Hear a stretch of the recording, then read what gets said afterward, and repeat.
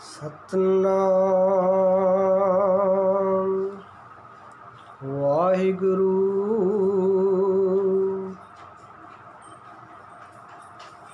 परम सन्मानयोग गुरु प्यारी साध संगत, गज के बुलाओ। वाहिगुरु जी का खालसा, वाहिगुरु जी की फतेह। अज कत्तक का महीना आरंभ होया है। सारे महीने विचों दो गल्लां बड़ियां स्पष्ट हैं ते विचार भी आपां अज दे दिन नाल संबंधित ही करना है। पहला बचन कि इंसान जो तू कर्म कमा रहा है, अपने कीते हुए कर्मां दा दोष दूजे सिर ना मड़, पर अखीर विच किरपा कीती कि जे तू कर्म माड़े कर लए हन तां कत्तक दे महीने विच गुरु दी संगत दा आसरा लै। तेरे अंदर दे सारे चिंता झोरे आपे मुक जाणगे। सतगुरां ने दो बचन कहे, पहला रोग है, फिर उस रोग दी दवाई है। रोग की है? कत्तक कर्म कमावणे दोष ना काहूँ जोग। की कर्म कमाया कहन लगे, परमेश्वर ते भुलिया व्यापन सभे रोग। बेमुख होए राम ते लगन जन्म विजोग। खिन में कौड़े हो गए जितने माया भोग। बिच ना कोई कह सकह किस तै रोवे रोज। आखिर ते एक बचन कहा है कि जे तू इस चिंता नू, इस झोरे नू खत्म करना है तां फिर एक कम करके कत्तक होवे साध संग बिनसै सभे सोच। जेड़े कर्म कमाए हन ये रोग सेड़े हन, ते जे तू अपने अंदरों चिंता नू खत्म करना चाहुंदा है तां कत्तक दे महीने विच साध संगत दा आसरा लै। गुरु ग्रंथ साहिब जी दी अमृत गुरबाणी विच कर्म फिलोसफी दे संबंधी सतगुरु ने सानू अनेका प्रकार दे चेत किया कि जेड़े कर्म इंसान करता है उसनू अपने कीते हुए कर्म भाव जो बीज रहा है उसका फल एक दिन जरूर वड्ढना पवेगा। असी रोज़ गुरु नानक साहिब जी का एक अमृत बचन पढ़ते हाँ ते जपजी साहिब की बाणी विच वो बचन हैं कि पुण्य ते पाप केवल कहण मात्र नहीं, जो इंसान कर्म करता है ये कर्म मानो अपनी धरती शरीर विच बीज रहा है ते इन्हां कर्मां दी बीजी हुई फसल एक दिन जरूर कटेगा। साहिब दे बचन असी पढ़ते हाँ, पुन्नी पापी आखण नाही। पुण्य ते पाप केवल कहण मात्र नहीं, पुन्नी पापी आखण नाहे कर कर करना। जो इंसान तू करदा है मत सोच के तेरे कीते हुए ने नाल नहीं तुरना। पुन्नी पापी आखण नाही कर कर करना लिख ले जाहो। आपे बीज आपे ही खाहो, नानक हुक्मी आवो जाहो। जो तू बीजा है तैनू अपने बीजे हुए नू कटना पवेगा। समर्थ गुरु दी शरण विच असी किवें जांदे हाँ? जदों असी श्लोक पढ़ते हाँ तां धन गुरु नानक साहिब ने अखीर विच जाके फिर सचेत किया है कि हे इंसान, देख जेड़े तेरे चंगे या मंदे कर्म हन तेरे कर्मां अनुसार, जे तेरे कर्म शुद्ध हन तां प्रभु दे नेड़े होवेगा, नहीं तो अपने कीते हुए कर्मानुसार उस प्यारे वाहिगुरु जी तो तू दूर भी जा सकता है। बचन असी पढ़ते हाँ, चंगियाइयां बुराइयां वाचा धर्म हदूर। कर्मी आपो अपनी के नेड़े के दूर। कोई चंगे कर्म करके ਸਾਈਂ ਦੇ ਨੇੜੇ ਹੋ ਗਿਆ ਤੇ ਕੋਈ ਭੈੜੇ ਕਰਮ ਕਰਕੇ ਪਰਮਾਤਮਾ ਤੋਂ ਦੂਰ ਚਲਾ ਗਿਆ। ਗੁਰੂ ਗ੍ਰੰਥ ਸਾਹਿਬ ਦੇ ਅੰਮ੍ਰਿਤ ਬਚਨਾਂ ਵਿੱਚ ਆਸਾ ਦੀ ਵਾਰ ਵਿੱਚ ਇੱਕ ਪੌੜੀ ਅਸੀਂ ਪੜ੍ਹਦੇ ਹਾਂ। ਧੰਨ ਗੁਰੂ ਨਾਨਕ ਸਾਹਿਬ ਨੇ ਉੱਥੇ ਫਿਰ ਸੁਚੇਤ ਕੀਤਾ ਹੈ। ਕਹਿੰਦੇ ਹਨ ਕਿ ਦੇਖ ਐ ਇਨਸਾਨ, ਜਿਹੜਾ ਤੇਰਾ ਤਨ ਹੈ, ਇਹ ਸਰੀਰ ਤਾਂ ਇਸ ਤਰ੍ਹਾਂ ਹੈ ਜਿਵੇਂ ਤੂੰ ਆਪਣੇ ਤਨ ਉੱਪਰ ਕੱਪੜੇ ਪਾਉਂਦਾ ਹੈ। ਜਿਵੇਂ ਵਸਤਰ ਪੁਰਾਣੇ ਹਨ ਤੇ ਇੱਕ ਦਿਨ ਤੂੰ ਇਸ ਨੂੰ ਉਤਾਰ ਦੇਣਾ ਹੈ। ਤੇ ਸੱਚ ਜਾਣ, ਇਸ ਸਰੀਰ ਰੂਪੀ ਕੱਪੜੇ ਨੂੰ ਤੂੰ ਵੀ ਇਸ ਸੰਸਾਰ ਵਿੱਚ ਤੂੰ ਛੱਡ ਕੇ ਜਾਣਾ ਹੈ। ਤੇ ਅੱਗੇ ਨਾਲ ਤੇਰੇ ਜੋ ਚੱਲਣਾ ਹੈ ਉਹ ਤੇਰੇ ਚੰਗੇ ਜਾਂ ਮੰਦੇ ਕਰਮ ਹਨ। ਇੱਥੇ ਤੂੰ ਹੁਕਮ ਕੀਤੇ ਹਨ ਆਪਣੇ ਮਨ ਭਾਉਂਦੇ, ਪਰਮਾਤਮਾ ਦਰਗਾਹ ਵਿੱਚ ਤੇਰਾ ਹੁਕਮ ਨਹੀਂ, ਉੱਥੇ ਤੇਰੇ ਕੀਤੇ ਹੋਏ ਕਰਮਾਂ ਅਨੁਸਾਰ ਨਿਤਾਰਾ ਹੋਵੇਗਾ। ਸਾਹਿਬ ਦਾ ਅਸੀਂ ਬਚਨ ਪੜ੍ਹਦੇ ਹਾਂ। ਕੱਪੜ ਰੂਪ ਸੁਹਾਵਣਾ, ਛੜ ਦੁਨੀਆ ਅੰਦਰ ਜਾਵਣਾ। ਇਸ ਸਰੀਰ ਨੂੰ ਅਸੀਂ ਇੱਕ ਦਿਨ ਦੁਨੀਆ ਵਿੱਚ ਛੱਡ ਕੇ ਚਲੇ ਜਾਣਾ ਹੈ। ਸਰੀਰ ਆਇਆ ਜ਼ਰੂਰ ਨਾਲ ਹੈ, ਪਰ ਗੁਰੂ ਦੇ ਪਿਆਰਿਓ, ਸਰੀਰ ਕਦੀ ਕਿਸੇ ਦੇ ਨਾਲ ਨਹੀਂ ਗਿਆ। ਗੁਰੂ ਗ੍ਰੰਥ ਸਾਹਿਬ ਜੀ ਦੀ ਅੰਮ੍ਰਿਤ ਬਾਣੀ ਵਿੱਚ ਭਗਤ ਕਬੀਰ ਸਾਹਿਬ ਬਖਸ਼ਿਸ਼ ਕਰਦੇ ਹਨ ਕਿ ਅਸੀਂ ਘਰ ਦੇ ਵਿੱਚ ਦੀਵਾ ਬਾਲਦੇ ਹਾਂ, ਦੀਵੇ ਦੇ ਵਿੱਚ ਤੇਲ ਪਾਇਆ ਹੈ ਤੇ ਤੇਲ ਦੀ ਬਰਕਤ ਨਾਲ ਉਸ ਦੀਵੇ ਵਿੱਚੋਂ ਬੱਤੀ ਲਟ ਲਟ ਬਲੀ। ਤੇਲ ਪਾਇਆ ਤੇ ਉਸ ਦੀ ਰੋਸ਼ਨੀ ਨੇ ਸਾਨੂੰ ਚਾਨਣ ਦਿੱਤਾ। ਪਰ ਬਾਬਾ ਜੀ ਕਹਿੰਦੇ ਹਨ ਕਿ ਜਿੰਨੀ ਦੇਰ ਤੱਕ ਦੀਵੇ ਵਿੱਚ ਤੇਲ ਹੈ ਉਨੀ ਦੇਰ ਤੱਕ ਉਸ ਦੀ ਬੱਤੀ ਲਟ ਲਟ ਕਰਕੇ ਬਲੇਗੀ, ਪਰ ਜਿਸ ਵੇਲੇ ਤੇਲ ਖਤਮ ਹੋ ਗਿਆ ਉਸ ਵੇਲੇ ਬੱਤੀ ਬੁਝ ਜਾਣੀ ਹੈ। ਤੇ ਜਿਸ ਵੇਲੇ ਬੱਤੀ ਬੁਝ ਗਈ, ਜਿਸ ਘਰ ਦੇ ਚਾਨਣ ਵਿੱਚ ਤੇਰੇ ਸਾਰੇ ਆਪਣੇ ਪ੍ਰਤੀਤ ਹੁੰਦੇ ਹਨ, ਹਨੇਰੇ ਵਿੱਚ ਪ੍ਰਵੇਸ਼ ਕਰਕੇ ਦੇਖੀ ਤੇਰੇ ਆਪਣੇ ਤਨ ਦਾ ਪਰਛਾਵਾਂ ਵੀ ਸਾਥ ਛੱਡ ਜਾਏਗਾ।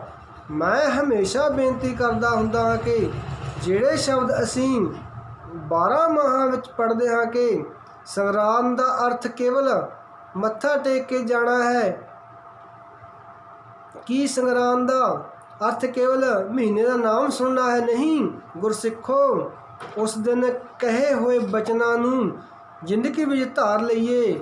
12 ਮਹੀਨੇ ਹਨ ਤੇ ਜੇ ਇੱਕ ਦਿਨ ਬਚਨ ਵੀ ਮਹੀਨੇ ਵਿੱਚ ਕਮਾਇਆ ਜਾਏ ਤਾਂ 12 ਮਹੀਨਿਆਂ ਵਿੱਚ ਇਨਸਾਨ ਤੈਨੂੰ ਪਰਮ ਆਨੰਦ ਦੀ ਪ੍ਰਾਪਤੀ ਹੋ ਸਕਦੀ ਹੈ।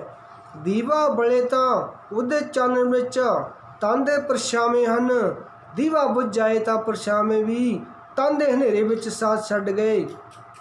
ਤੇ ਧੰਨ ਗੁਰੂ ਗ੍ਰੰਥ ਸਾਹਿਬ ਵਿੱਚ ਕਹਿੰਦੇ ਹਨ ਕਿ ਸਰੀਰ ਮਾਨੋ ਇੱਕ ਦੀਵਾ ਹੈ, ਪਰਮਾਤਮਾ ਨੇ ਸਵਾਸਾਂ ਦਾ ਤੇਲ ਪਾਇਆ ਹੈ। ਜੀਵਨ ਦੀ ਜੋਤ ਬਲੇਗੀ ਜਿੰਨੀ ਦੇਰ ਤੱਕ ਸਵਾਸਾਂ ਦਾ ਤੇਲ ਹੈ। ਜਿਸ ਦਿਨ ਸਵਾਸਾਂ ਦਾ ਤੇਲ ਖਤਮ ਹੋ ਗਿਆ, ਜੀਵਨ ਦੀ ਜੋਤ ਬੁਝ ਗਈ ਤੇ ਜਿਸ ਤਨ ਨੂੰ ਤੂੰ ਆਪਣਾ ਸਮਝਦਾ ਹੈ, ਜੋਤ ਬੁਝਣ ਦੀ ਦੇਰ ਹੈ ਕਿ ਭੈਣ ਭਰਾਵਾਂ ਨੇ ਤੇਰਾ ਸਾਥ ਕੀ ਦੇਣਾ ਹੈ, ਤੇਰੇ ਆਪਣੇ ਤਨ ਦੇ ਪਰਛਾਵੇਂ ਨੇ ਵੀ ਸਾਥ ਛੱਡ ਜਾਣਾ ਹੈ। ਕਬੀਰ ਸਾਹਿਬ ਕਹਿਣ ਲੱਗੇ, ਜਬ ਲਗ ਤੇਲ ਦੀਵੇ ਮੁਖ ਬਾਤੀ, ਤਬ ਸੁਝੇ ਸਭ ਕੋਈ, ਤੇਜ ਜਲੇ ਬਾਤੀ ਠਹਿਰਾਨੀ, ਸੁਨਾ ਮੰਦਰ ਹੋਈ, ਰੇ ਬੋਰੇ ਤੂੰ ਘਰੇ ਨਾ ਰੱਖੇ ਕੋਈ, ਤੂੰ ਰਾਮ ਨਾਮ ਜਪ ਸੋਈ। ਮਹਾਰਾਜ, ਮੇਰਾ ਤਾਂ ਪਰਿਵਾਰ ਬਹੁਤ ਵੱਡਾ ਹੈ, ਜਨਮ ਦੇਣ ਵਾਲੀ ਮਾਂ ਮੇਰੇ ਨਾਲ ਹੈ, ਮੇਰਾ ਜੀਵਨ ਸਾਥੀ ਮੇਰੇ ਨਾਲ ਹੈ, ਮੇਰਾ ਭਰਾ ਨਾਲ ਹੈ। ਮੇਰੇ ਗੁਰੂ ਗ੍ਰੰਥ ਸਾਹਿਬ ਨੇ ਨਿਰਣਾ ਕੀਤਾ ਹੈ ਕਿ ਇਨਸਾਨ ਮਾਂ ਜਨਮ ਦੇ ਸਕਦੀ ਹੈ, ਮਾਂ ਆਪਣੇ ਤਨ ਦਾ ਅੰਮ੍ਰਿਤ ਦੁੱਧ ਤੈਨੂੰ ਦੇ ਸਕਦੀ ਹੈ, ਪਰ ਜਿਸ ਦਿਨ ਮੌਤ ਆਈ ਤਾਂ ਮਾਂ ਵੀ ਕੇਵਲ ਘਰ ਦੀ ਡਿਊਟੀ ਤੱਕ ਹੀ ਰੋਂਦਿਆ ਜਾਏਗੀ। ਪਰ ਚੇਤੇ ਰੱਖੀ, ਮਰਿਆ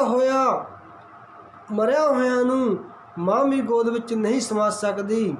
ਜਿਸ ਦਿਨ ਆਨੰਦ ਕਾਰਜ ਹੁੰਦਾ ਹੈ, ਕੀਰਤਨੇ ਗੁਰਸਿੱਖ ਆਨੰਦ ਕਾਰਜ ਕਰਾਉਣ, ਕੋਈ ਪ੍ਰਚਾਰਕ ਬੋਲੇ ਕਿ ਇੱਕ ਸ਼ਬਦ, ਅਸੀਂ ਕਹਿੰਦੇ ਹਾਂ ਕਿ ਅੱਜ ਤੋਂ ਬਾਅਦ ਤੁਸੀਂ ਇੱਕ ਦੂਜੇ ਦੇ ਜੀਵਨ ਸਾਥੀ ਹੋ। ਮੈਂ ਕਹਿੰਦਾ ਹਾਂ ਕਿ ਅਸਲ ਵਿੱਚ ਆਨੰਦ ਕਾਰਜ ਵਾਲੇ ਦਿਨ ਹੀ ਸਾਨੂੰ ਇਹ ਗੱਲ ਸਮਝਾ ਦਿੱਤੀ ਜਾਂਦੀ ਹੈ ਕਿ ਤੁਸੀਂ ਇੱਕ ਦੂਜੇ ਦੇ ਜੀਵਨ ਸਾਥੀ ਹੋ, ਤੁਸੀਂ ਮਰਨ ਸਾਥੀ ਨਹੀਂ, ਕਿਉਂਕਿ ਕੱਪੜ ਰੂਪ ਇੱਥੇ ਛੱਡ ਕੇ ਜਾਣਾ ਹੈ। ਦਿਹੋਰੀ ਬੈਠੀ ਮਾਤਾ ਰੋਵੇ, ਖਟੀਆ ਲੈ ਗਏ ਭਾਈ, ਭਰਾ ਮੰਜੀ ਚੁੱਕ ਕੇ ਚਲੇ ਗਏ। ਅੱਜ ਤੱਕ ਸਾਡਾ ਸੁਭਾਅ ਹੈ ਕਿ ਕੱਤਕ ਦੇ ਮਹੀਨੇ ਵਿੱਚ ਜਿਹੜੇ ਕਰਮ ਕਰਦਾ ਹੈ, ਕਰਮ ਤੇਰੇ ਨਾਲ ਨਿਭਣੇ ਹਨ। ਸੰਸਾਰ ਦੇ ਲੋਕ ਪਰਛਾਵੇਂ ਨਹੀਂ ਨਿਭਣੇ, ਭਰਾ ਬਾਹਾਂ ਹਨ। ਜਿਸ ਵੇਲੇ ਆਦਮੀ ਦੀ ਅਰਥੀ ਤਿਆਰ ਹੁੰਦੀ ਹੈ ਤਾਂ ਸਭ ਤੋਂ ਪਹਿਲਾਂ ਜਿਨ੍ਹਾਂ ਨੂੰ ਅਸੀਂ ਬਾਹਾਂ ਕਹਿੰਦੇ ਹਨ, ਇਹ ਬਾਹਾਂ ਹੀ ਅਰਥੀ ਨੂੰ ਚੁੱਕ ਕੇ ਆਪਣੇ ਮੋਢਿਆਂ 'ਤੇ ਰੱਖਦੀਆਂ ਹਨ। ਕਦੀ ਕਿਸੇ ਦੁਸ਼ਮਣ ਦੀ ਅਰਥੀ ਚੁੱਕੀ। ਸਾਹਿਬ ਕਿਰਪਾਲੂ ਜੀ ਨੇ ਅੰਮ੍ਰਿਤ ਬਾਣੀ ਵਿੱਚ ਕਿਹਾ ਹੈ, ਤਿੰਨਾਂ ਪਿਆਰੇ ਭਾਈਆਂ ਅੱਗੇ ਦਿੱਤਾ ਬੰਨ, ਵੇਖੋ ਬੰਦਾ ਚੱਲਿਆ ਚੌਂ ਜਣਿਆਂ ਦਾ ਕੰਨ। ਤੁਸੀਂ ਬਾਣੀ ਨੂੰ ਸਮਝਣ ਵਾਲੇ ਹੋ, ਸਾਹਿਬ ਦੇ ਬਚਨ ਸਨ। ਦਿਹੋਰੀ ਬੈਠੀ ਮਾਤਾ ਰੋਵੇ, ਖਟੀਆ ਲੈ ਗਏ ਭਾਈ, ਲਾਟ ਛਟਕਾਏ ਤਰੀਆ ਰੋਵੇ। ਔਰਤ ਰੋਂਦੀ ਪਈ ਹੈ ਪਰ ਅੰਦਰ ਵਾਲਾ ਪਿਆਰੇ, ਹੰਸ ਇਕੱਲਾ ਜਾਣ ਵਾਲਾ ਇਕੱਲਾ ਹੈ। ਹਜੂਰ ਨੇ ਬਚਨ ਕੀਤੇ, ਕੱਤਕ ਕਰਮ ਕਮਾਵਣੇ, ਸਭ ਤੋਂ ਮਾੜਾ ਕਰਮ ਕੀ ਹੈ, ਜਿਸ ਦਾ ਫਲ ਸਾਨੂੰ ਭੋਗਣਾ ਪੈਂਦਾ ਹੈ। ਉਸ ਪੌੜੀ ਦੇ ਅਰਥ ਦੇ ਮੈਂ ਕਰਦਾ ਜਾਵਾਂ ਕਿ ਕੱਪੜ ਰੂਪ ਸੁਹਾਵਣਾ, ਛੜ ਦੁਨੀਆ ਅੰਦਰ ਜਾਵਣਾ। ਮੰਦਾ ਚੰਗਾ ਆਪਣਾ ਆਪੇ ਹੀ ਕੀਤਾ ਪਾਵਣਾ। ਮੰਦਾ ਕਰ ਰਿਹਾ ਹੈ ਚਾਹੇ ਚੰਗਾ ਕਰ ਰਿਹਾ ਹੈ, ਆਪਣੇ ਕੀਤੇ ਹੋਏ ਨੂੰ ਤੂੰ ਆਪ ਹੀ ਪਾਉਣਾ ਹੈ। ਹੁਕਮ ਕੀਏ ਮਨ ਭਾਵਦੇ, ਰਾਹੇ ਭੀੜੇ ਅੱਗੇ ਜਾਵਣਾ।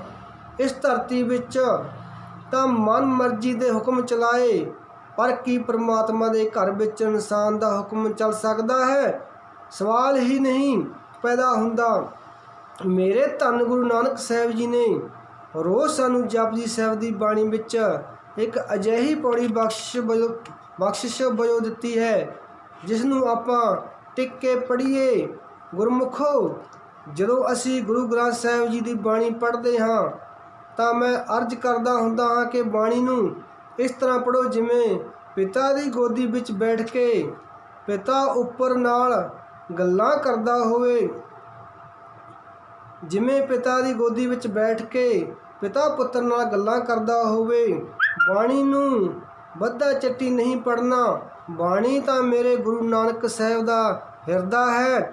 ਜਿਸ ਬੰਦੇ ਨੇ ਗੁਰੂ ਨਾਨਕ ਸਾਹਿਬ ਦੇ ਹਿਰਦੇ ਦਾ ਆਨੰਦ ਮਾਣਨਾ ਹੈ, ਉਹਨਾਂ ਦੀ ਗਲਵੱਕੜੀ ਦਾ ਪਿਆਰ ਮਾਣਨਾ ਹੈ, ਤਾਂ ਉਹ ਆਪਣੇ ਅੰਦਰ ਨੂੰ ਟਿਕਾ ਕੇ ਗੁਰੂ ਦੀ ਬਾਣੀ ਦਾ ਅਭਿਆਸ ਕਰੇ। ਹਜੂਰ ਨੇ ਸਾਨੂੰ ਅੰਮ੍ਰਿਤ ਵੇਲੇ ਜਪਜੀ ਸਾਹਿਬ ਦੀ ਬਾਣੀ ਬਖਸ਼ਿਸ਼ ਵਜੋਂ ਦਿੱਤੀ ਹੈ। ਉਹਦੇ ਵਿੱਚ ਇੱਕ ਪੌੜੀ ਰਾਹੀਂ ਦੱਸ ਦਿੱਤਾ ਹੈ ਕਿ ਆਪਣੇ ਅੰਦਰ ਦੇ ਭਰਮ ਨੂੰ ਕੱਢ ਲੈ। ਇੱਥੇ ਮਨ ਮਰਜ਼ੀ ਦੇ ਹੁਕਮ ਚੱਲਣਗੇ, ਪਰ ਪਿਆਰੇ ਸਾਈਂ ਦੇ ਘਰ ਵਿੱਚ ਨਹੀਂ।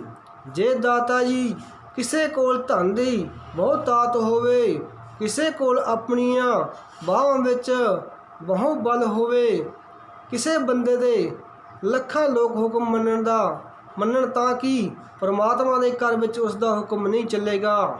ਕਿਰਪਾਲੂ ਸਤਿਗੁਰ ਨੇ ਨਾਲ ਉਦਾਹਰਨ ਦੇ ਦਿੱਤੀ।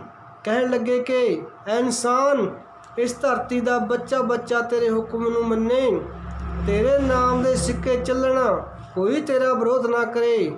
ਪਰ ਜੇ ਸਤਨਾਮ ਵਾਹਿਗੁਰੂ ਤੇਰੇ ਹਿਰਦੇ ਵਿੱਚ ਨਹੀਂ, ਸ਼ੁਭ ਕਰਮ ਤੇਰੇ ਪੱਲੇ ਨਹੀਂ, ਤਾਂ ਰੱਬ ਦੇ ਦਰ 'ਤੇ ਤੇਰੀ ਕੀੜੀ ਜਿੰਨੀ ਕੀਮਤ ਨਹੀਂ ਪੈਣੀ।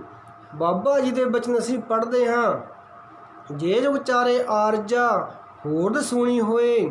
ਜੇ ਆਦਮੀ ਦੀ ਉਮਰ 4 ਯੁੱਗ ਹੋ ਜਾਏ, 4 ਨੂੰ 10 ਨਾਲ ਗੁਣਾ ਕਰਕੇ 40 ਗੁਣਾ ਉਮਰ ਹੋ ਜਾਏ। ਜੇ ਜੋ ਵਿਚਾਰੇ ਆਰਜਾ ਹੋਰਦ ਸੁਣੀ ਹੋਏ, ਨਵਾਂ ਖੰਡਾਂ ਵਿੱਚ ਜਾਣੀਐ, ਨਾਲ ਚਲੇ ਸਭ ਕੋਏ। ਸਾਰੀ ਦੁਨੀਆ ਉਸਦੇ ਨਾਲ ਚੱਲੇ। ਭੀੜ ਕਦੇ ਵੀ ਧਰਮ ਨਹੀਂ ਹੁੰਦੀ। ਜੇ ਅਸੀਂ ਸੋਚਦੇ ਹਾਂ ਕਿ ਫਲਾਣੇ ਬੰਦੇ ਦੇ ਧਰਮ ਪਿੱਛੇ ਬੜੀ ਭੀੜ ਹੈ, ਤਾਂ ਇਹ ਭੁਲੇਖਾ ਹੈ। ਮੈਂ ਦਿੱਲੀ ਦੀ ਇੱਕ ਉਦਾਹਰਨ ਤੁਹਾਨੂੰ ਦਿੰਦਾ ਹਾਂ।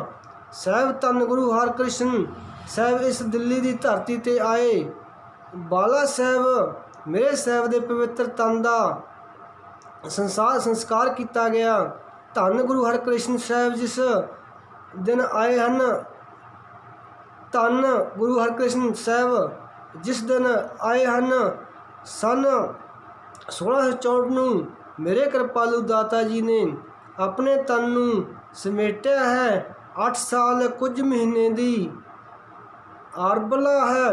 ਧੰਨ ਗੁਰੂ ਹਰਕ੍ਰਿਸ਼ਨ ਸਾਹਿਬ ਜਦੋਂ ਆਏ ਹਨ ਤਾਂ ਗੁਰੂ ਕਲਗੀਧਰ ਜੀ ਨੇ ਉਸ ਤੋਂ ਬਾਅਦ ਇੱਕ ਬਚਨ ਗੁਰੂ ਹਰਕ੍ਰਿਸ਼ਨ ਜੀ ਲਈ ਕਿਹਾ ਹੈ। ਅਸੀਂ ਰੋਜ਼ ਅਰਦਾਸ ਕਰਦੇ ਹਾਂ। ਦੇਖੋ, ਗੁਰੂ ਰਾਮਦਾਸ ਜੀ ਦੇ ਦਰ 'ਤੇ ਜਾਂਦੇ ਹਾਂ।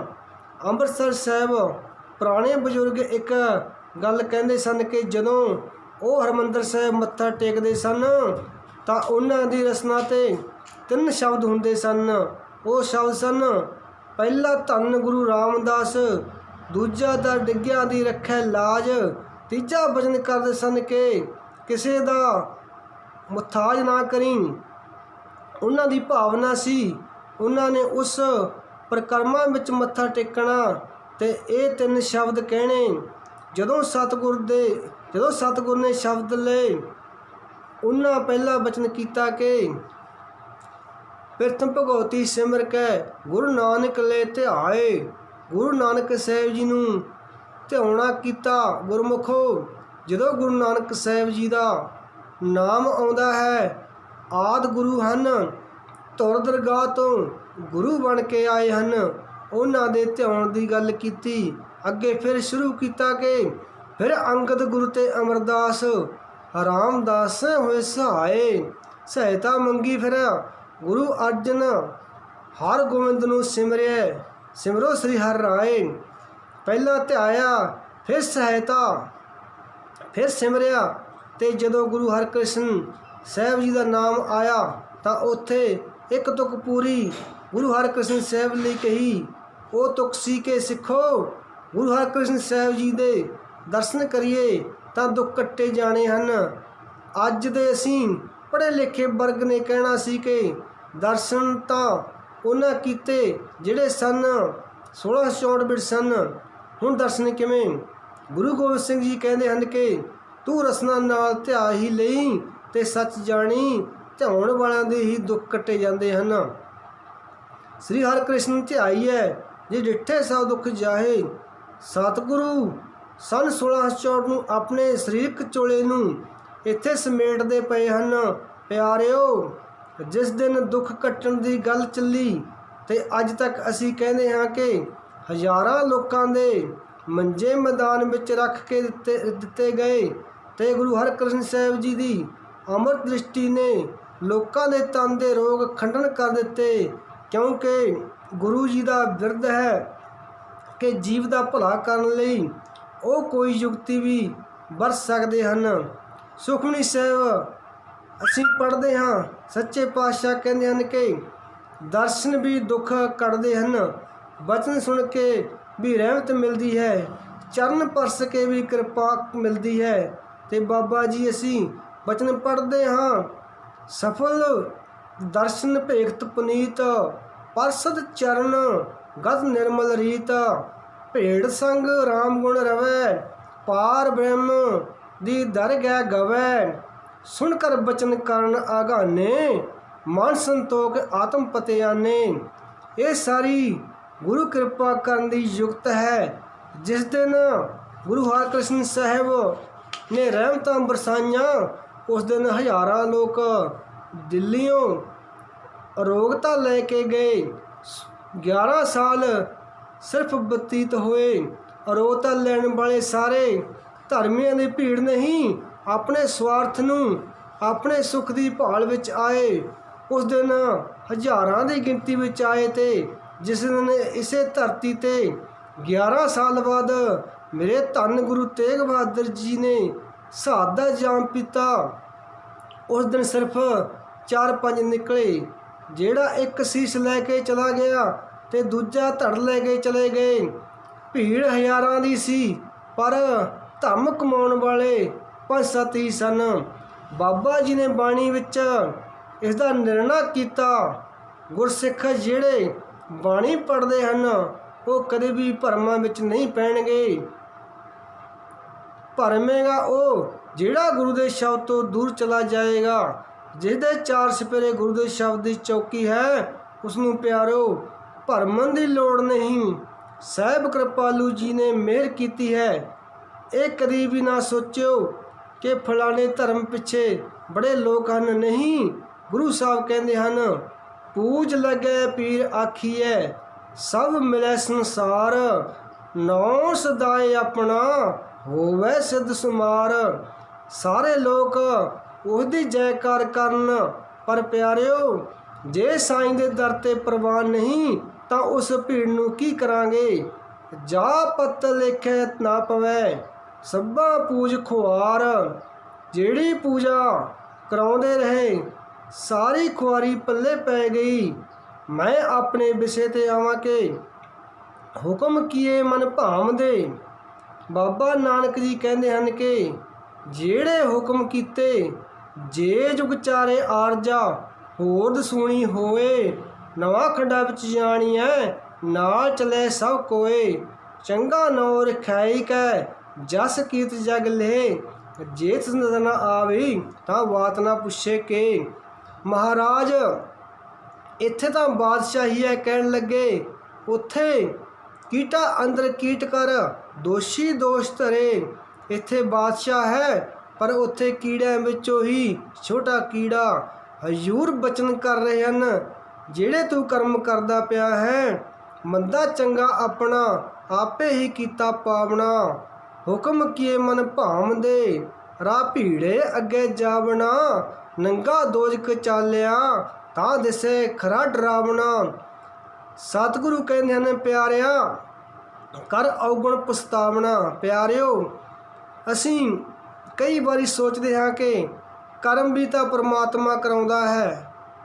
ਇਹ ਬੜਾ ਇੱਕ ਗੁੰਝਲਦਾਰ ਮਸਲਾ ਹੈ। ਗੁਰਮਤਿ ਨੇ ਇਹ ਗੱਲ ਕਹੀ ਹੈ ਕਿ ਅਸੀਂ ਕਰਮ ਕਰਨ ਵਿੱਚ ਸੁਤੰਤਰ ਹਾਂ ਪਰ ਭੋਗਣ ਵਿੱਚ ਅਸੀਂ ਪਤੰਤਰ ਹਾਂ। ਇੱਥੇ ਮੈਂ ਇੱਕ ਉਦਾਹਰਨ ਦੇਣੀ ਚਾਹੁੰਦਾ ਹਾਂ। ਗੁਰਮੁਖੋ, ਅਸੀਂ ਸ਼ਬਦ ਨਾਲ ਜੁੜ ਕੇ ਕਦੀ ਦੇਖੀ ਕਿ ਗੁਰੂ ਸੱਜਣ ਕਿਹੋ ਜਿਹਾ ਹੈ।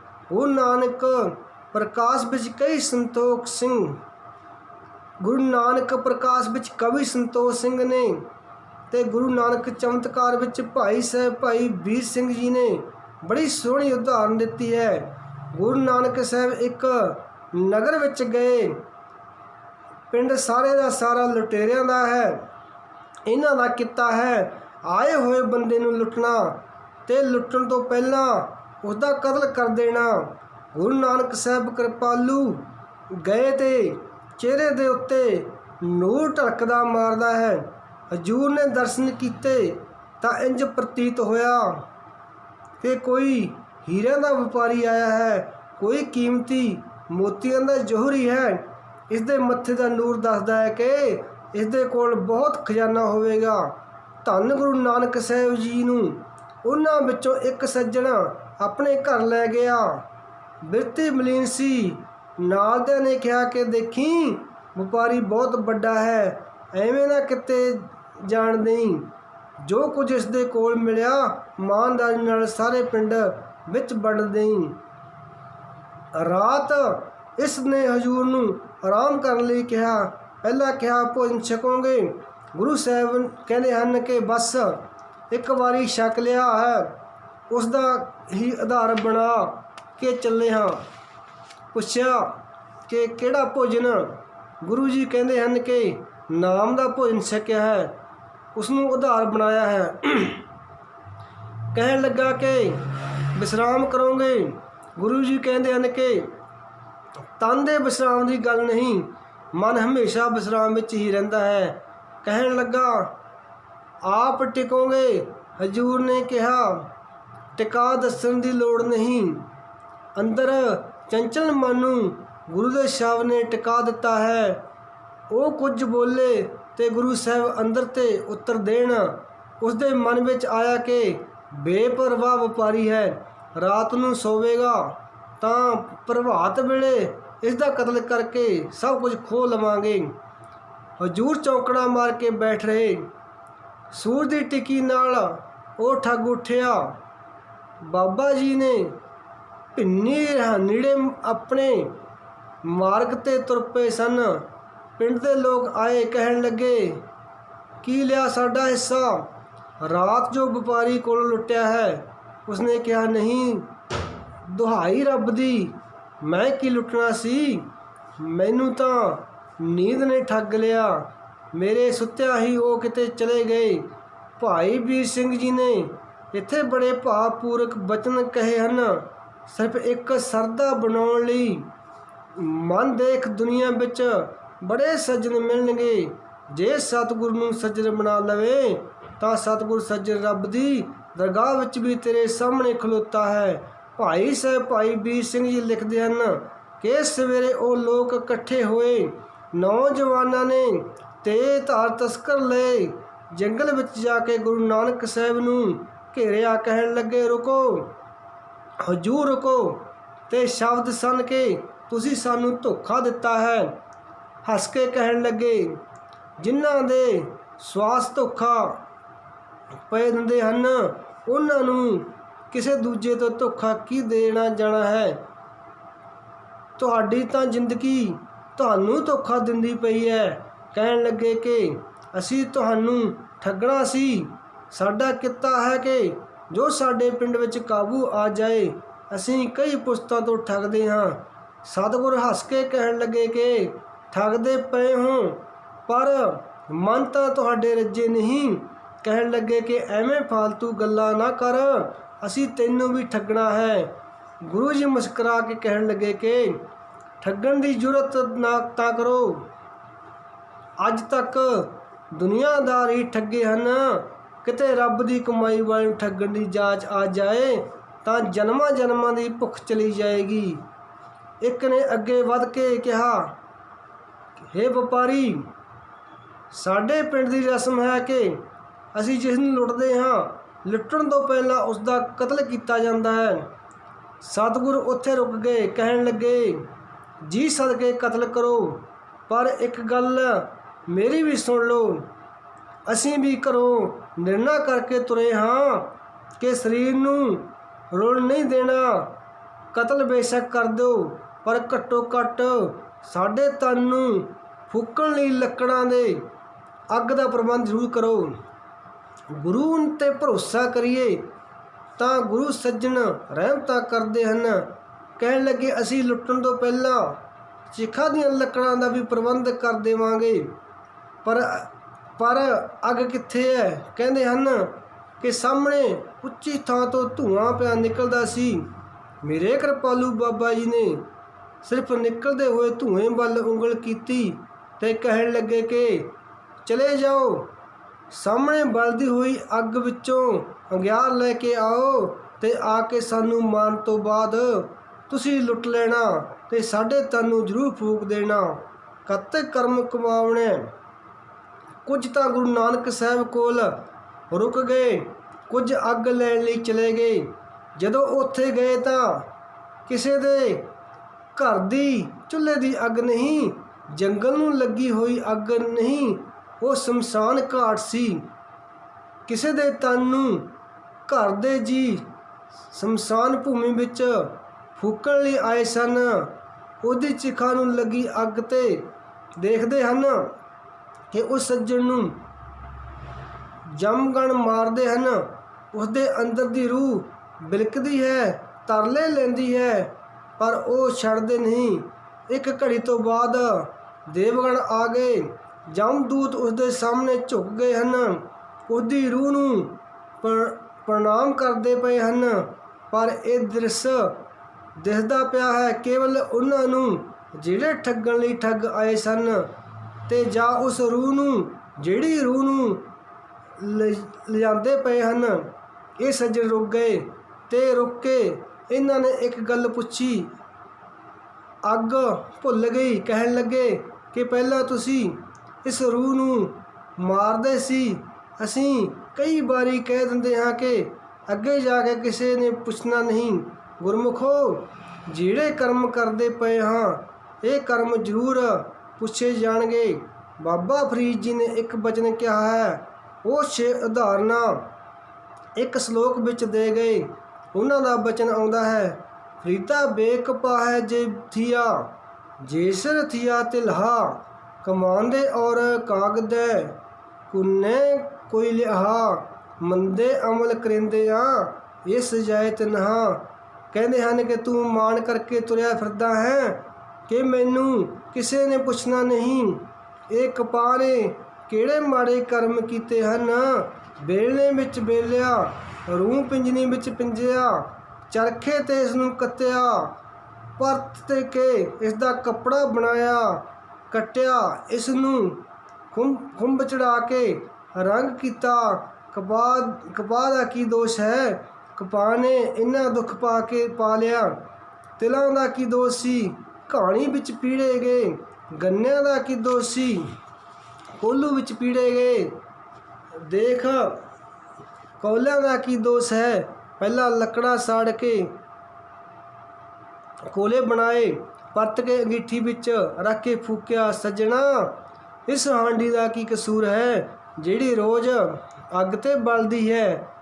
ਇਹ 6 ਬੇਦੋਸ਼ ਹਨ ਤੇ ਇੰਨੀ ਸਜ਼ਾ ਮਿਲਦੀ ਪਈ ਹੈ।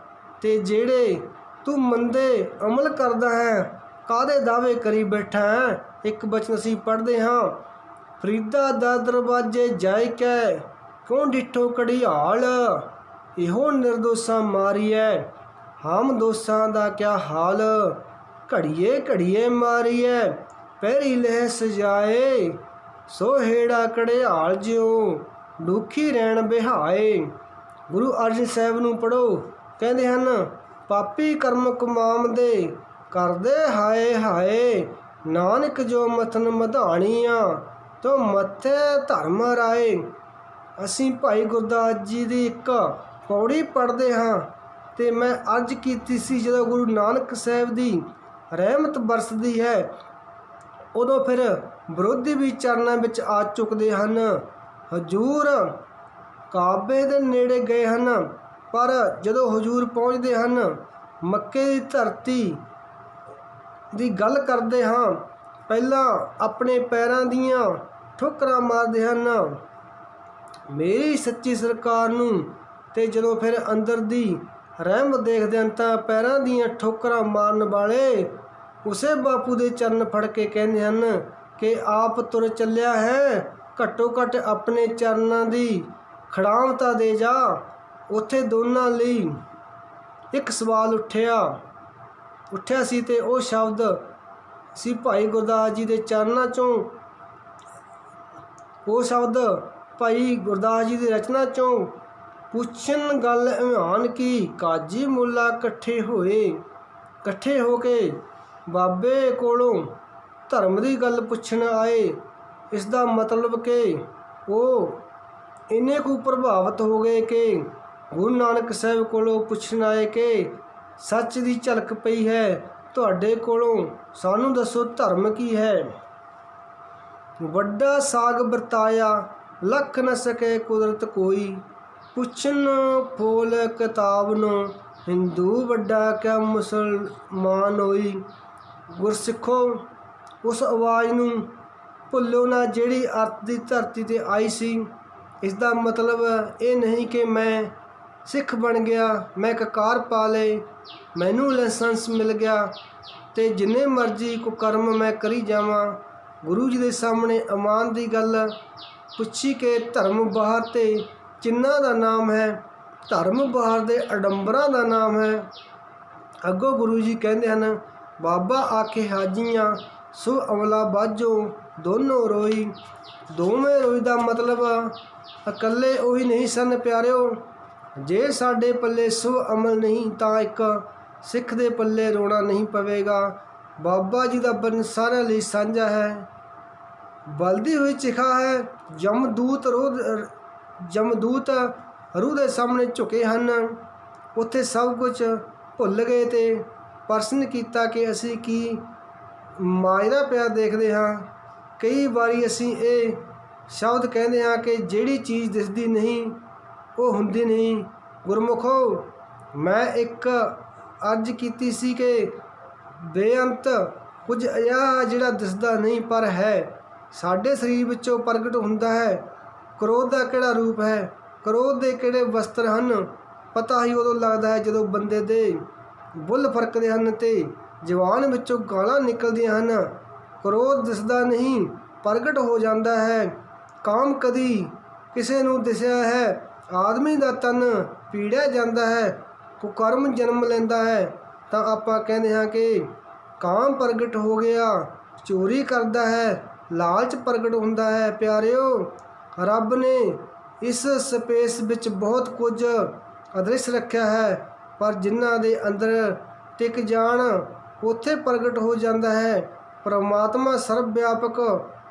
ਆਪਾਂ ਕਹਿੰਦੇ ਹਾਂ ਫਿਰ ਸਾਰੇ ਸੰਤ ਕਿਉਂ ਨਹੀਂ ਗੁਰਮੁਖੋ, ਧਰਤੀ ਦੇ ਥੱਲੇ ਸਾਰੇ ਪਾਣੀ ਹੈ ਪਰ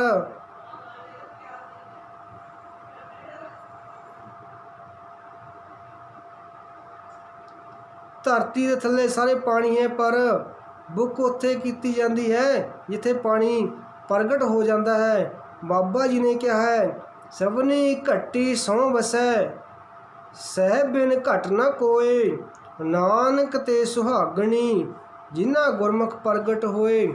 ਪਾਣੀ ਸਰਬ ਵਿਆਪਕ ਹੈ ਪਰ ਪ੍ਰਗਟ ਸਾਰੀਆਂ ਥਾਵਾਂ 'ਤੇ ਨਹੀਂ।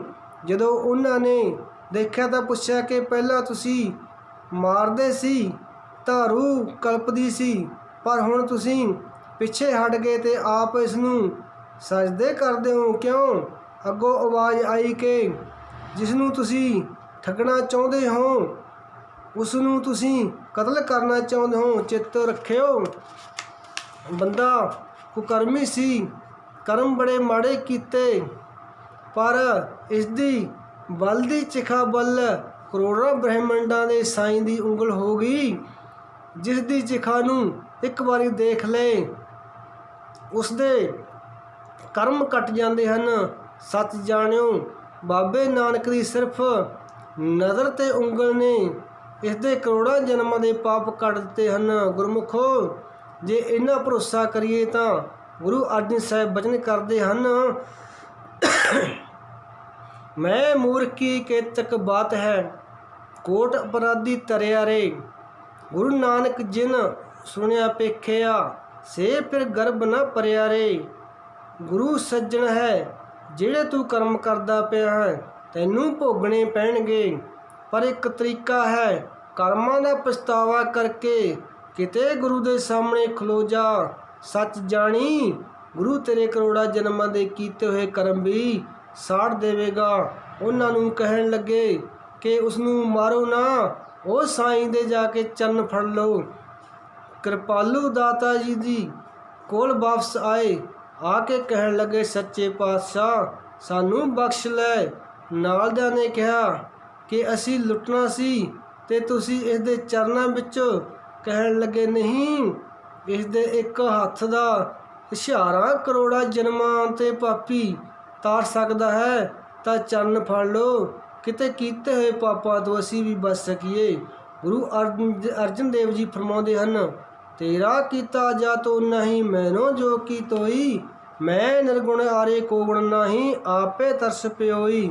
ਤਰਸ ਪਿਆ ਮੈਂ ਰਹਿਮਤ ਹੋਈ, ਸਤਿਗੁਰ ਸੱਜਣ ਮਿਲਿਆ, ਨਾਨਕ ਨਾ ਮਿਲੇ ਤਾਂ ਜੀਮਾ, ਤਨ ਮਨ ਥੀਵੇ ਹਰਿਆ। ਕਤਕ ਕਰਮ ਕਮਾਵਣੈ, ਦੋਸ ਨਾ ਕਾਹੂ ਜੋਗ। ਅਸੀਂ ਕਹਿੰਦੇ ਹਾਂ ਕਿ ਕਰਮ ਕਰਨ ਵਿੱਚ ਬੰਦਾ ਸੁਤੰਤਰ ਹੈ, ਪਰ ਭੋਗਣ ਵਿੱਚ ਪਤੰਤਰ ਹੈ।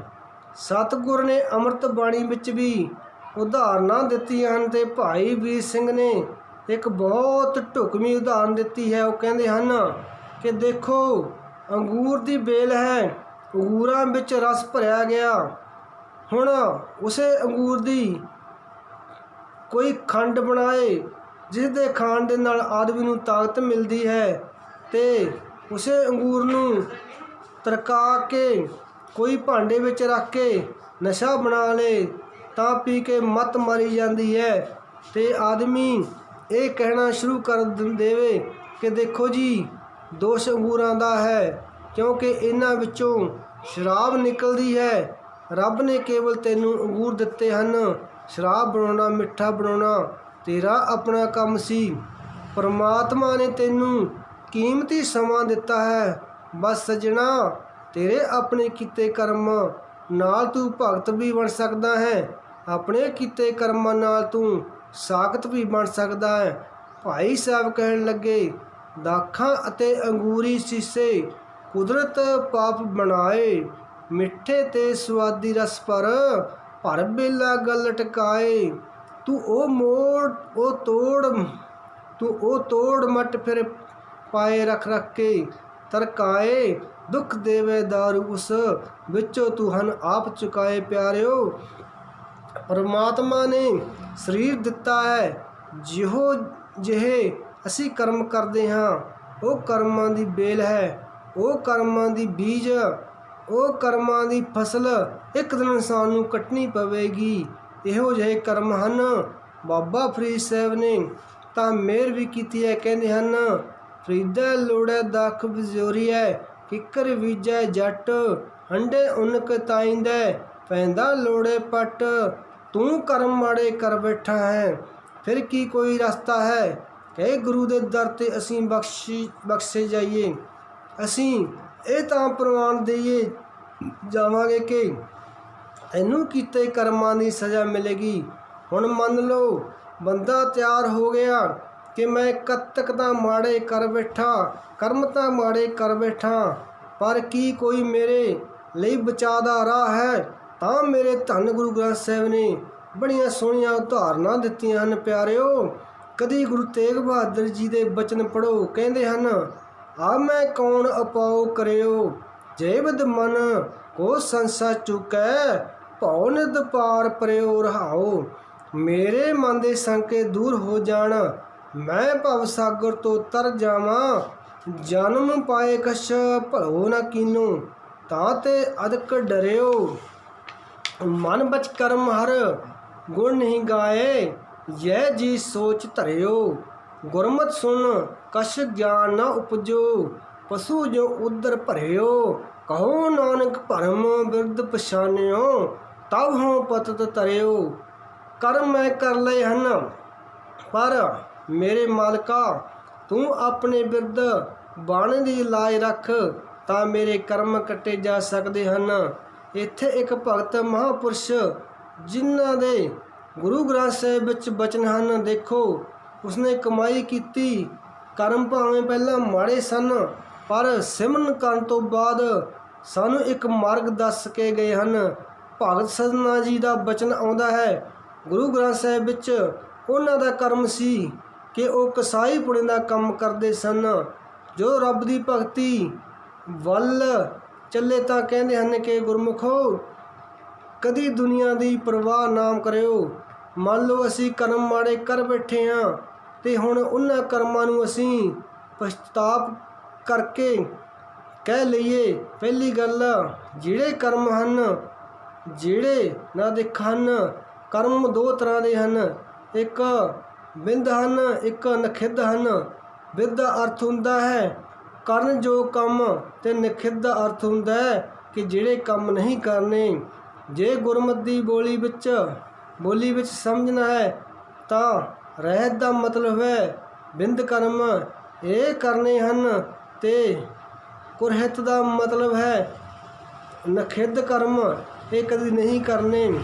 ਭਗਤ ਸਧਨਾ ਰੱਬ ਵਾਲੇ ਪਾਸੇ ਤੁਰਿਆ, ਪਰ ਲੋਕਾਂ ਨੇ ਬਖਸ਼ਿਆ ਨਾ।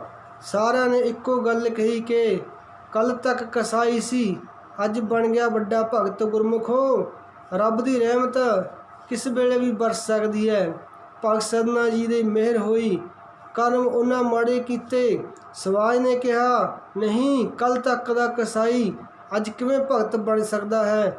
ਭਗਤ ਜੀ ਨੇ ਰੱਬ ਨੂੰ ਮੁਖਾਤਬ ਕਰਕੇ ਬਚਨ ਕਹੇ ਕਿ ਪਰਮਾਤਮਾ, ਮੈਨੂੰ ਇੱਕ ਗੱਲ ਤੁਸੀਂ ਸਮਝਾਓ। ਪਹਿਲਾਂ ਮੈਂ ਕਰਮ ਮਾੜੇ ਕਰਦਾ ਸਾਂ ਤਾਂ ਲੋਕ ਕਹਿੰਦੇ ਸਨ ਕਿ ਕਸਾਈ ਲੇਖਾ ਕਿੱਥੇ ਦੇਵੇਗਾ, ਅਤੇ ਅੱਜ ਮੈਂ ਭਗਤੀ ਵਾਲੇ ਪਾਸੇ ਤੁਰਿਆ ਹਾਂ ਅਤੇ ਲੋਕ ਕਹਿੰਦੇ ਹਨ ਕਿ ਤੂੰ ਛੁੱਟੇਗਾ ਕਿਵੇਂ, ਤੇਰੇ ਲੇਖੇ ਹੀ ਨਹੀਂ ਮੁੱਕਣੇ। ਮੈਨੂੰ ਇੱਕ ਗੱਲ ਸਮਝਾ ਦਿਓ ਕਿ ਜੇ ਤੇਰੀ ਭਗਤੀ ਕਰਕੇ ਵੀ ਕਰਮਾਂ ਦਾ ਸੰਗਲ ਪਿਆ ਰਹਿਣਾ ਹੈ ਤਾਂ ਫਿਰ ਭਗਤੀ ਦਾ ਕੀ ਲਾਭ ਹੈ? ਕਦ ਤੱਕ ਕਰਮ ਕਵਾਵਣੇ ਵੀ ਹਨ, ਪਰ ਕਦ ਤੱਕ ਉਹ ਕਤਕ ਹੋਵੇ ਸਾਹ ਸੰਗੋ ਬਿਨਸੈ ਸਭੈ ਸੋਚ। ਜੇ ਸੰਗਤ ਵਿੱਚ ਆਏ ਤਾਂ ਕਰਮ ਦਰਗੰਧ ਵੀ ਹਨ। ਉੱਥੇ ਉਹਨਾਂ ਦੇ ਬਚਨ ਕੀਤੇ ਕਹਿਣ ਲੱਗੇ ਕਿ ਪ੍ਰਮਾਤਮਾ ਚੱਲ ਮੇਰੇ ਕਰਮਾਂ ਨੂੰ ਤੂੰ ਉਸ ਕਾਮੀ ਦੀ ਤਰ੍ਹਾਂ ਸਮਝ ਲੈ। ਮੈਂ ਕਹਿੰਦਾ ਹਾਂ ਸਵਾਦ ਆ ਗਿਆ ਅਰਦਾਸ ਕਰਨ ਦਾ ਰੱਬਾ, ਸਵਾਦ ਆ ਗਿਆ ਅਰਦਾਸ ਕਰਨ ਦਾ ਰੱਬ ਦੇ ਚਰਨਾਂ ਵਿੱਚ। ਫਿਰ ਉਸ ਕੁਮਾਰਥੀ ਨੇ ਅਰਦਾਸ ਕੀਤੀ ਕਿ ਪ੍ਰਮਾਤਮਾ ਭੇਖ ਬਣਾ ਲਿਆ ਪਰ ਕਰਮ ਚੰਗੇ ਨਹੀਂ, ਮੈਂ ਤੇਰੇ ਚਰਨਾਂ ਵਿੱਚ ਆਇਆ, ਕੀ ਮੇਰੇ ਕਰਮ ਵਿਚਾਰੇਗਾ। ਸ਼ਬਦ ਕਹੇ ਨਿਰਪ ਕੰਨਿਆ ਕੇ ਕਾਰਨ ਇੱਕ ਭਇਆ ਭੇਖ ਧਾਰੀ। ਕੁਮਾਰਥੀ ਸਵਾਰਥੀ ਬਾਕੀ ਪੈ ਸਵਾਰੀ। ਤਬ ਗੁਣ ਕਹਿ ਜਗਤ ਗੁਰਾ, ਹੇ ਜਗਤ ਦੇ ਮਾਲਕ ਵਾਹਿਗੁਰੂ ਜੀ, ਤੇਰੇ ਕਿਹੜੇ ਗੁਣ ਕਹਾਂ ਜੋ ਕਰਮ ਨਾ ਨਾਸੈ। ਜੇ ਸਾਡੇ ਕਰਮਾਂ ਦਾ ਨਾਸ ਨਹੀਂ ਹੋਣਾ ਫਿਰ ਤੇਰੇ ਨਾਮ ਨੂੰ ਉੱਚੀ ਉੱਚੀ ਪੁਕਾਰਨ ਦਾ ਕੀ ਲਾਭ ਹੈ। ਮੈਂ ਕਹਿੰਦਾ ਹਾਂ ਕਿ ਭਗਤੀ ਕਰੇ ਤਾਂ ਇਹੋ ਜਿਹੀ ਜੋ ਰੱਬ ਨਾਲ ਗੱਲਾਂ ਹੀ ਕਰੇ, ਕਰਮ ਕਾਂਡ ਨਾ ਕਰੇ। ਤਬ ਗੁਣ ਕਹਾਂ ਜਗਤ ਗੁਰਾ, ਜੋ ਕਰਮ ਨਾ ਨਾਸੈ। ਸਿੰਘ ਸਰਨ ਕਤ ਜਾਈਐ, ਜੋ ਜਬਕ ਗਰਾਸੈ। ਜਬਕ ਦਾ ਆਖਰੀ ਅਰਥ ਹੁੰਦਾ ਹੈ ਗਿੱਦੜ। ਕਹਿੰਦੇ ਹਨ ਜੇ ਸ਼ੇਰ ਦੇ ਘੋਰਨੇ ਵਿੱਚ ਜਾ ਕੇ ਗਿੱਦੜ ਵੀ ਧਮਕੀਆਂ ਤੋਂ ਡਰਦਾ ਤਾਂ ਫਿਰ ਮੈਨੂੰ ਦੱਸ ਸ਼ੇਰ ਦੀ ਤਾਕਤ ਕੀ ਹੁੰਦੀ ਹੈ। ਮੈਂ ਕਰਮ ਮਾੜੇ ਕੀਤੇ ਹਨ ਤੇ ਜੇ ਤੇਰਾ ਨਾਮ ਲਿਆ ਵੀ ਤਾਂ ਉਹਨਾਂ ਕਰਮਾਂ ਦਾ ਡਰ ਫਿਰ ਵੀ ਹੋਵੇ ਤਾਂ ਮੈਨੂੰ ਦੱਸ ਤੇਰੀ ਬਖਸ਼ਿਸ਼ ਕੀ ਹੋਵੇਗੀ।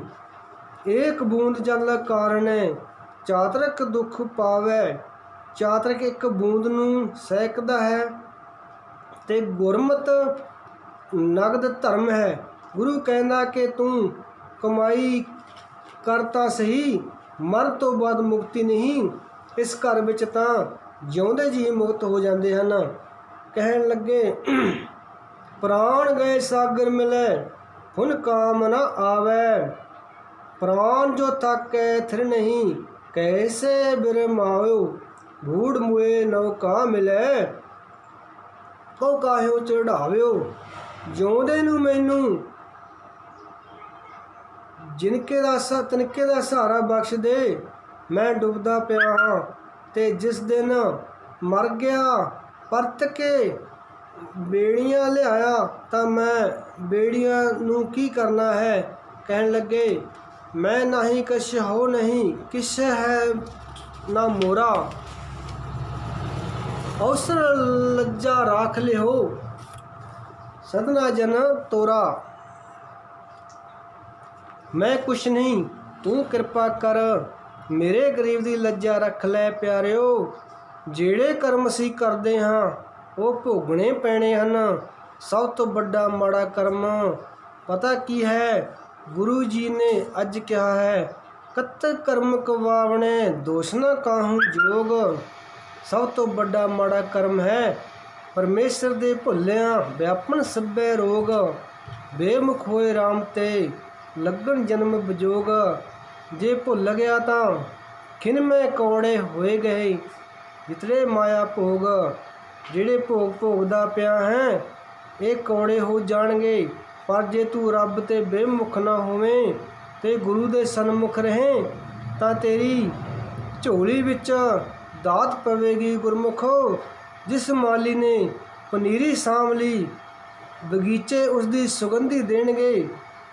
ਕਬੀਰ ਜੀ ਨੇ ਇੱਕ ਬਹੁਤ ਕਮਾਲ ਦਾ ਸ਼ਬਦ ਕਿਹਾ ਹੈ, ਕਦੀ ਨਾ ਸਮਝੀਏ ਕਿ ਬੱਚੇ ਨੂੰ ਸਿਰਫ ਉਮਰ ਕਰਕੇ ਅੰਦਰ ਜਿਹੜਾ ਆਤਮਾ ਹੈ, ਪਰ ਨਹੀਂ ਕਿੰਨੇ ਕੁ ਦਿਨਾਂ ਦਾ ਸਬਰ ਕਰਦਾ ਪਿਆ ਹੈ।